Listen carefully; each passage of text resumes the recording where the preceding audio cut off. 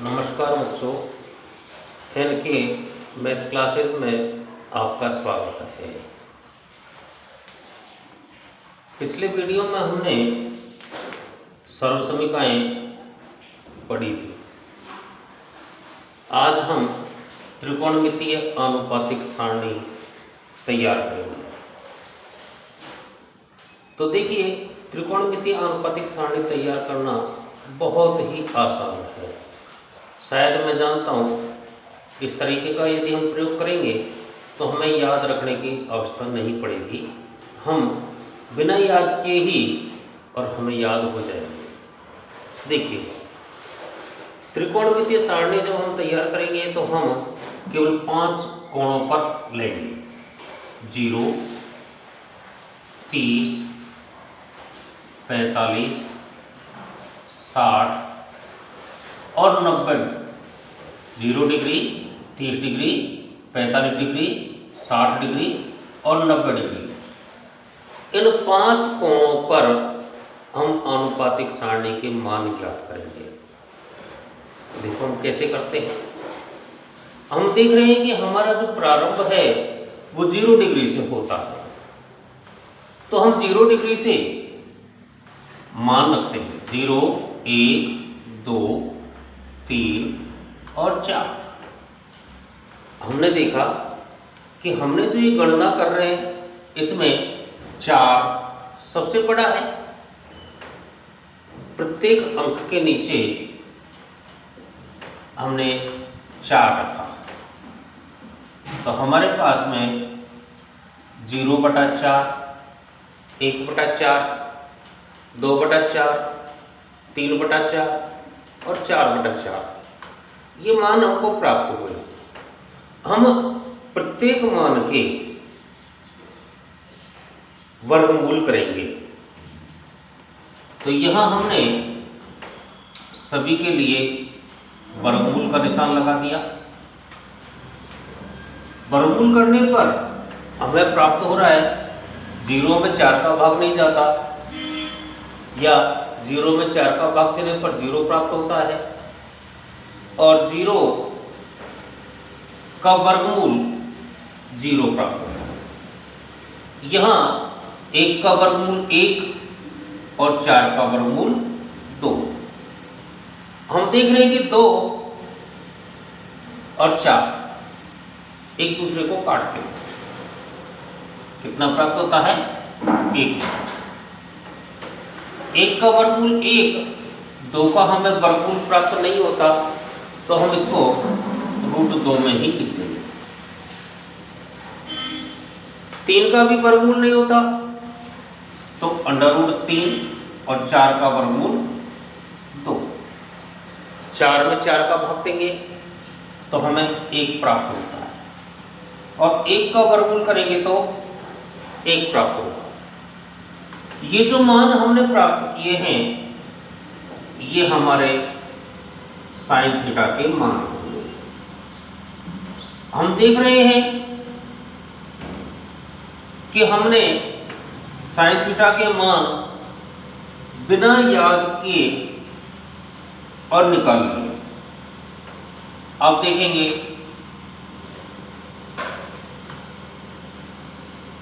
Sine theta से हम cos theta के मान ज्ञात करते हैं। जब हम कॉस थीटा के मान ज्ञात करेंगे तो हम इसको विपरीत में लेंगे। 1 किसका मान हो जाएगा? 0 का। √3/2 किसका मान हो जाएगा? 30 का। 1/√2 45। 1/2 60 का, और 0 90 का। हमने देखा कि cos थीटा का मान भी हमारा प्राप्त हो गया। बिना निकाले ही हम cos थीटा के मान ज्ञात कर लेते हैं। अगला जो मान है हमारे पास में tan थीटा। tan थीटा का मान निकालना बहुत आसान है। हमने जब त्रिकोणमितीय संबंध पढ़े थे तो उसमें एक सूत्र लिखा था, tan थीटा बराबर sin थीटा बटा cos थीटा। हमने देखा कि sin थीटा और cos थीटा के मान हमें प्राप्त हो गए, तो हम sin थीटा के मान में cos थीटा के मान का भाग दे देंगे। तो यहाँ जब हम tan 0 का मान ज्ञात करेंगे तो 0 में 1 का भाग देंगे, और जब 0 में किसी संख्या का भाग दिया जाता है तो 0 ही प्राप्त होता है। तो tan 0 का मान 0, 1/2 में यदि हम भाग देते हैं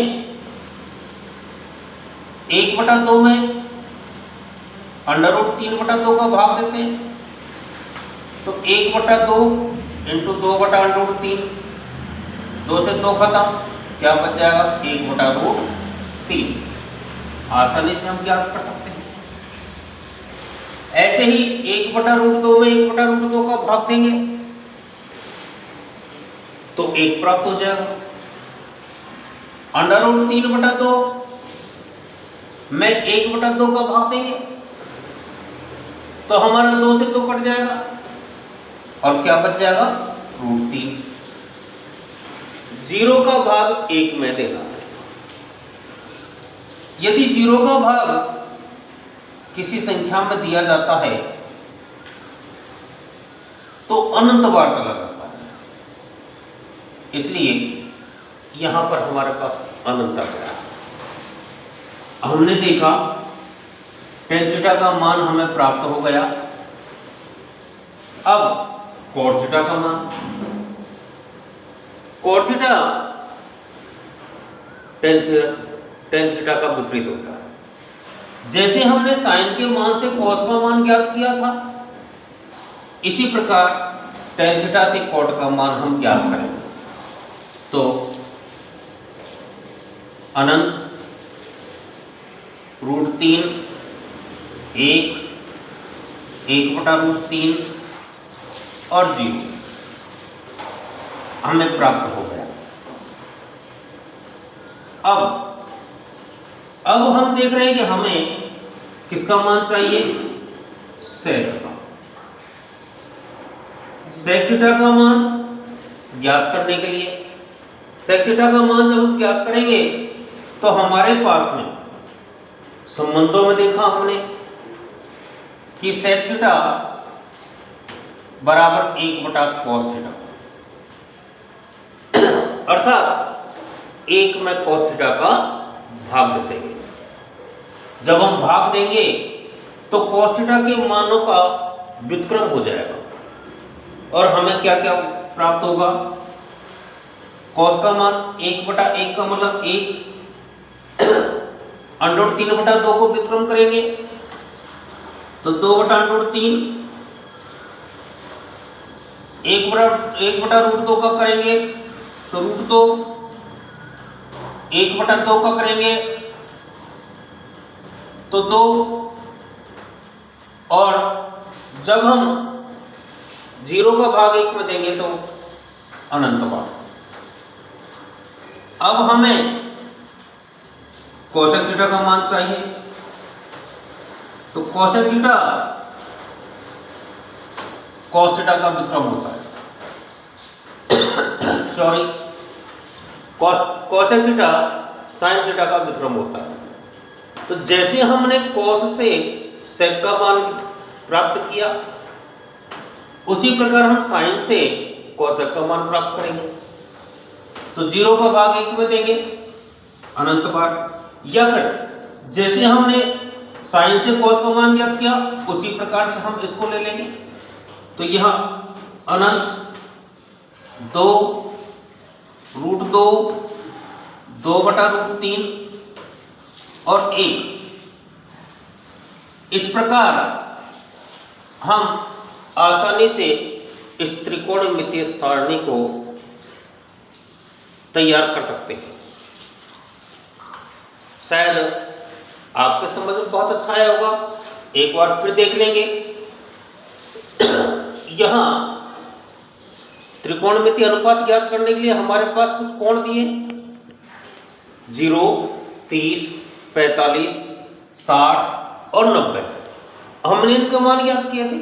इनको मान ज्ञात करने के लिए हमने सबसे पहले 0, 1, 2, 3 और 4 तक की गिनती लिखी और सभी में 4 का भाग दे करके और उनका वर्गमूल ज्ञात किया। वर्गमूल ज्ञात करने पर हमारे पास में साइन थीटा के मान प्राप्त हो गए और साइन थीटा के मानों को हम आगे से पीछे की ओर लेते हुए cos थीटा में लिख देते हैं। तो 1 0 पे आ गया, √3/2 क्रम से चलता चला गया, 1/2, 1/2 और 0। फिर हमने tan थीटा का मान ज्ञात किया। tan थीटा के लिए मैंने आपको बताया था कि संबंधों में हमने tan थीटा बराबर sin थीटा बटा cos थीटा इस सूत्र का प्रयोग किया। उस सूत्र के माध्यम से हमने sin थीटा के मान में cos थीटा के मान का भाग देकर हमने tan थीटा के मान प्राप्त किया।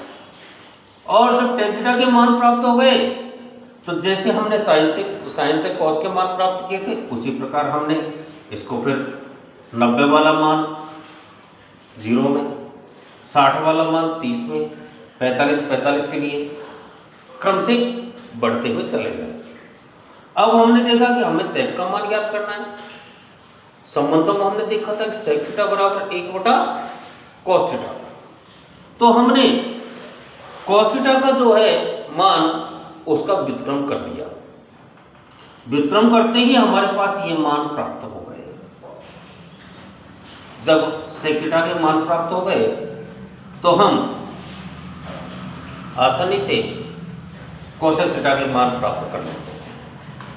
इस प्रकार ये सारणी हमारी आसानी से तैयार हो जाती है और अब हम सारणी के बाद कुछ सवाल हल करेंगे।